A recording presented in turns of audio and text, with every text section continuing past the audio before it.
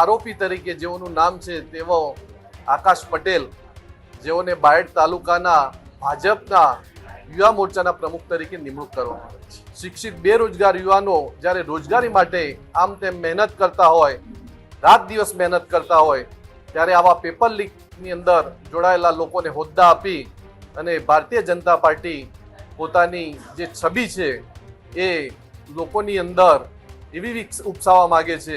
એ ભાઈ જે છે અમારા યુવા મોરચાનું જે નામ આવ્યું છે એ પેપર કૌભાંડમાં એ રીતે લખવામાં હતો. એ પોતે કોઈ બારોટે વખતે જે તે વખતે 2023ની અંદર કાંડ બન્યો હતો, એને આખું પેપર ફોડ્યું હતું અને 27 લોકો જે લખવામાં હતા એ પૈકીમાં છોકરો તો એવું મારી ધ્યાન પર આવ્યું છે. એવું કોઈ મોટું કૌભાંડમાં કે એવા વ્યક્તિને અમારા ધ્યાન પર કે એવું મોટો કોઈ હોદ્દો અમે આપેલ નથી.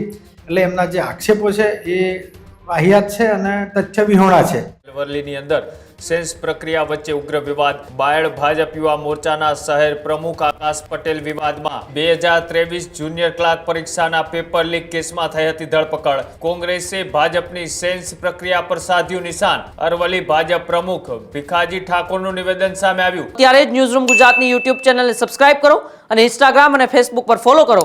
અપડેટ રહો, સત્યની સાથે રહો.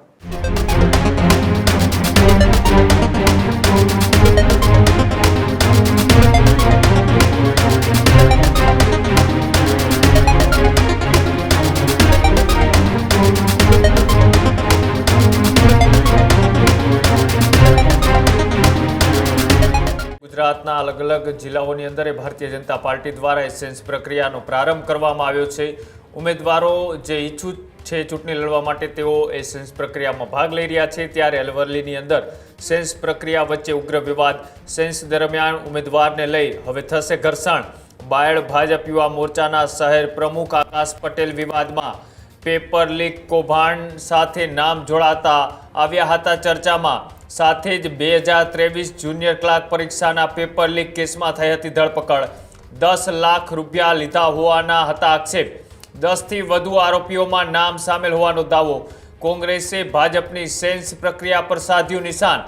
આરોપીઓને હોદ્દા આપવાનો કોંગ્રેસનો આક્ષેપ. અરવલ્લી ભાજપ પ્રમુખ ભીખાજી ઠાકોરનું નિવેદન સામે આવ્યું. કોંગ્રેસના આક્ષેપો એ પાયા વિહોણા હોવાની પણ વાત કરી. સાથે જ તથ્યો સામે આવશે તો પક્ષ કાર્યવાહી કરશે આવી વાત પણ ભીખાજી ઠાકોરે કરી. કે જ્યાં એક બાજુ એ યુવાઓ અને સાથે જ જે અનુભવી ચહેરાઓ છે તેને ભારતીય જનતા પાર્ટીએ ચૂંટણીના મેદાનમાં ઉતારશે અને તેને લઈ એ અત્યારે સેન્સ પ્રક્રિયા ચાલી રહી છે. અને તેની જ વચ્ચે બાયડ ભાજપ યુવા મોરચાના શહેર પ્રમુખ આકાશ પટેલને લઈ એ વિવાદ છે તે જોવા મળી રહ્યો છે. કે જ્યાં 2023 જુનિયર ક્લાર્ક પરીક્ષા પેપર લીક કેસમાં તેઓની ધરપકડ થઈ હતી અને તે કેસમાં 10 લાખ રૂપિયા લીધા હોવાના પણ આક્ષેપ લાગ્યા હતા અને 25થી વધુ આરોપીઓમાં પણ તેમનું નામ સામેલ હોવાની વાત હતી. આજે આખી ઘટના સામે આવી છે. ત્યારે કોંગ્રેસે ભારતીય જનતા પાર્ટીને ઘેરવાનો પ્રયત્ન કર્યો છે કે આવા એ વિદ્યાર્થીઓના ભવિષ્ય સાથે ચેડા કરનારને શું ભારતીય જનતા પાર્ટી એ ચૂંટણીમાં ઉમેદવાર તરીકેની ટિકિટ આપશે? આ સવાલો અત્યારે હાલ ઉઠી રહ્યા છે. એ ભારતીય જનતા પાર્ટી કે જે ભ્રષ્ટાચાર મુક્તની વાત કરતી હોય, કરપ્શન મુક્તની વાત કરતી હોય, એ જ પાર્ટી આવા ભ્રષ્ટાચારી કૌભાંડીઓને શું પાર્ટીમાં ટિકિટ આપશે? અને તેને જ લઈ અત્યારે હાલ સવાલો ઉઠી રહ્યા છે. પ્રતિક્રિયાઓ પણ સામે આવી છે. આવો જોઈએ શું કહ્યું. ગુજરાત સરકાર દ્વારા વર્ષ 2023માં જે જુનિયર ક્લાર્કની પરીક્ષા લેવામાં આવેલી, જેની અંદર પેપર લીક થયેલા અને લાખો યુવાનોને પરીક્ષાની અંદર ખૂબ મોટું નુકસાન થયેલું, જેની અંદર આરોપી તરીકે જેઓનું નામ છે તેવો આકાશ પટેલ, જેઓને બાયડ તાલુકાના ભાજપના યુવા મોરચાના પ્રમુખ તરીકે નિમણૂક કરવામાં આવી છે. આ ભારતીય જનતા પાર્ટીની સરકાર જે ભ્રષ્ટાચારથી તય હોય, આરોપીઓ હોય તેવા લોકોને હોદ્દા આપી અને શું કરવા માંગે છે એ સમજ પડતી નથી. જેના કારણે અરવલ્લી જિલ્લા સહિત કેટલાય લોકોમાં ખૂબ મોટો આક્રોશ છે. શિક્ષિત બેરોજગાર યુવાનો જ્યારે રોજગારી માટે આમ તેમ મહેનત કરતા હોય, રાત દિવસ મહેનત કરતા હોય, ત્યારે આવા પેપર લીકની અંદર જોડાયેલા લોકોને હોદ્દા આપી અને ભારતીય જનતા પાર્ટી પોતાની જે છબી છે એ લોકોની અંદર એવી ઉપસાવવા માંગે છે કે ભ્રષ્ટાચારથી આ ભાજપની સરકાર મસ્ત છે. આમ તો જિલ્લા અધ્યક્ષ તરીકે જિલ્લાની ટીમ જાહેર કરવાની સત્તા મને હોય છે. તાલુકાના મોરચાના પ્રમુખો જાહેર કરવાની સત્તા જે તે મંડળના અમારા પ્રમુખની હોય છે. અને એમાં બાયડ શહેરમાં જે અમારા યુવા મોરચાના પ્રમુખ જાહેર થયા છે એમનું નામ પેપર કાંડમાં હતું એવું મીડિયાના મારફતે મને પણ ધ્યાન પર આવ્યું. ત્યારે મેં ઊંડાણપૂર્વક તપાસ કરી છે અને એ ભાઈ જે છે અમારા યુવા મોરચાનું જે નામ આવ્યું છે એ પેપર કૌભાંડમાં એ રીતે લખવામાં હતો.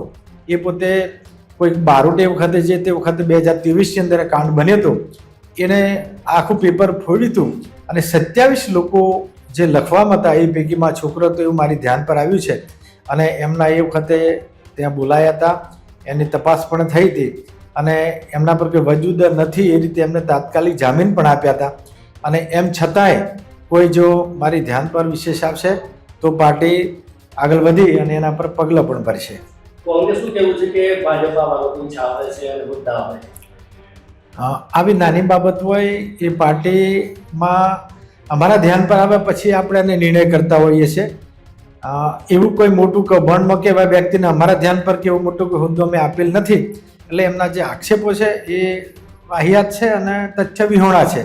અને મેં ફરી આપને કહું છું કે કોઈ પણ દોષિતને આ પક્ષમાં સ્થાન નથી.